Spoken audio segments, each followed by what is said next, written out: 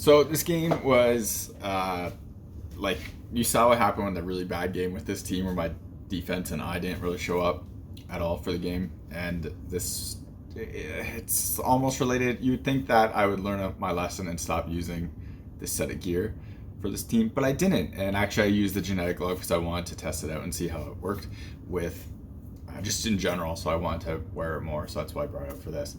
But this is like another one of those games where kind of just want to like throw my hands up and be like, what are you guys doing? Yeah, like this team has no business. The team I'm playing against has no business being anywhere near like an equal game to us, and they're bad. They're really bad. And yet here it is. Like, if it wasn't for this one player on our team who ended up not coming, like later on in the season, he just stopped showing up.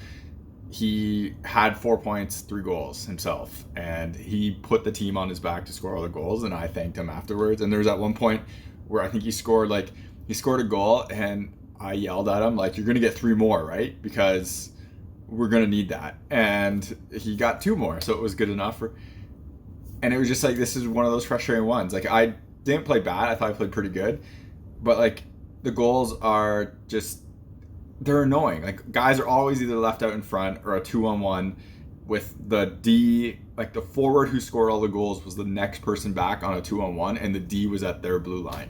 So it's just kind of like, what? Like, the one goal, the guy knocked it out of the air. I went to poke it, and his teammate just touched it at like the perfect second to get away from my stick. And just my movements and everything, the way he just jams right away, like I didn't get a foot on it, it goes in. Like, that one was annoying. And like, you obviously want all the goals back, but like that one was annoying, and the only one I was like, really? And I know my team was pissed off at me for that goal, which was, I had a good laugh at because of where the rest of, like, where were you guys? Why was there 2 people down that low being able to have all that time with the puck and no one else near him? So it was like, this team got really frustrating, and this was one of those examples. Like, the one goal went off my teammate. Like, I don't know how I'm supposed to play it differently. A guy comes out in front of the crease, and I play the shot and like a tip if it hits him, and it hits my teammate who's standing like away from the net, totally off the net, hits him and goes directly in. And I'm just like, I didn't see it. He didn't. No one saw it. But it's just like, what am I supposed to do? So yeah, this game was very frustrating. This team was very frustrating. As for gear and stuff, this is the 24-inch paddle for the stick, and I make a bunch of blocker saves on here, or at least a couple. But the thing I noticed a lot with this stick height is the blocker is like in the right spot. So I mentioned I went to the stick height because when you drop, or when I was dropping my stick, basically to flatten out, I would drop my hands first, and then any shot that kind of goes high, or any shot I have to move my blocker again, it's too slow because I was making a movement and I would have to go out again. With this, you can see me when I'm dropping with it, the stick and everything is just like in the right spot. So when I drop, my hand doesn't really move, and then I can move my hand better for like movement and everything. And that's why I like the smaller paddle. I'm using a 26 Warrior now recently, and it's pretty good for that. And I like where the hand position are a lot better than me using a 26 Bauer and like a 27.5 Warrior. So I'm definitely going that smaller sizing now going forward. I haven't totally decided if I'm doing 25s or 24s. Probably end up 25 just because they're a little bit easier to get from companies. But I noticed that a lot here with a couple blocker saves, especially when I'm editing other videos and seeing like where pucks go in net on the blocker. And this game was a decent example of my blocker being kind of in the right spot all the time. So if you're buying hockey equipment and you want to support the channel, check out the links in the description. In the US, check out links to Pure Hockey. In Canada, check out the links to Hockey Supremacy.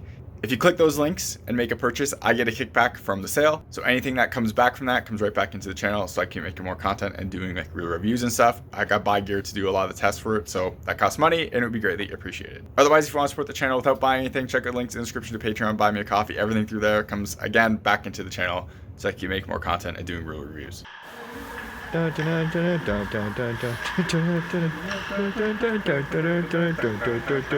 ready for this?